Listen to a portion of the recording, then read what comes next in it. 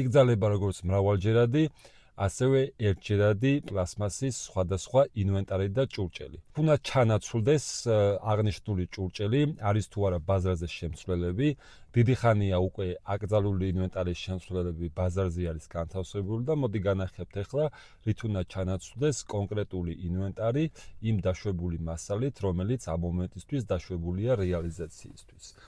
როგორც უკვე გითხარით, აკრძალულია საწრუპები, მათ შორის აკრძალულია როგორც ერთჯერადი, ისე მრავალჯერადი მასალისგან დამზადებული საწრუპები და უნდა ჩანაცვლდეს მუყაოს საწრუპით, ანუ მუყაოსგან დამზადებული საწრუპით, რომელიც ასე ვთქვათ არის უფრო უნებელი ადამიანის ჯანმრთელობისთვის და შესაბამისად გარემოზეც ნაკლებ ზეგავლენას მოახდენს.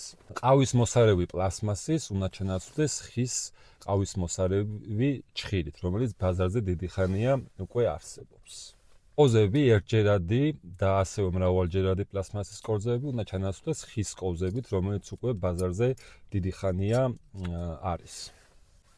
პლასმასის ჩანგალი უნდა ჩანაცვლდეს ხის ჩანგალით, რომელიც ასევე დიდი ხანია ბაზარზე გვაქვს. პლასმასის დანა უნდა ჩანაცვლდეს ხის დანით, რომელიც უკვე ბაზარზე არის. პლასმასის თეფშები უნდა ჩანაცვლდეს მუყაოს თეფშით, რომელიც ასევე გვხვდება ბაზარზე.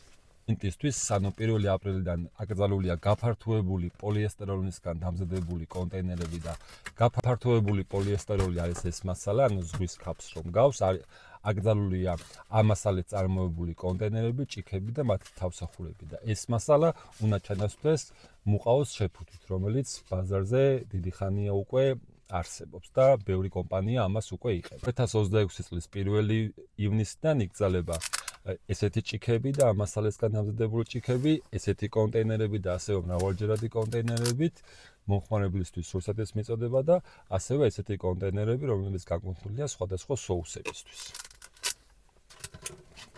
და ამ მასალას ასევე ჩანაცვლებს მუყაოს მასალა, რომელიც უფრო უნებელი ადამიანის ჯანმრთელობისთვის და გარემოსაც ნაკლებ ზიანს მიაყენებს. ეს შეზღუდვები საქართველოს მთავრობის 513 დადგენილებით რეგულირდება, უფრო მეტი ინფორმაციისთვის შეგიძლიათ იხილოთ აღნიშნული დადგენილება.